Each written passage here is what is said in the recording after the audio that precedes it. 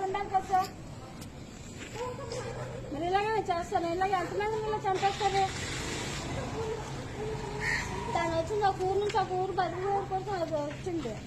ఎందుకంటే పక్కన నేను ఉన్నాను కదా అనేసి. తనకంటే ఎవరూ లేరు. ఇంకా తెలీదు సార్, నాకు తెలీదు. నేను మార్నింగే నేను ఇంటికి వెళ్ళాను. మధ్యలో ఏది జరిగింది కూడా నాకు తెలీదు. ఎందుకంటే మా ఆయన గారు ఇక్కడ ఉన్నారు. మా ఆయన గారు ఇలా ఇంటికి రాబోతారు సార్. మధ్యలో ఏది జరిగింది కూడా నాకు తెలీదు.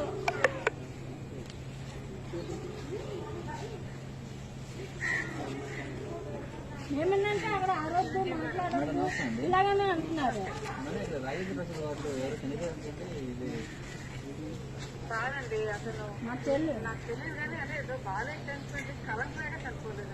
కరెంట్ లేదు సార్, పొద్దునుంచి కరెంట్ లేదు.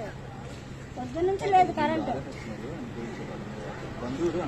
ఆక్సిజన్ తనకి ఆక్సిజన్ వచ్చిన కానీ ఆక్సిజన్ పెట్టి ఉంచారు సార్. పొద్దునుంచి ఆక్సిజన్ పెట్టి ఉంచారు. ఎందుకంటే నేను కూడా ఉన్నాను కదా, ఎర్లీ మార్నింగ్ వరకు నేను ఉన్నాను.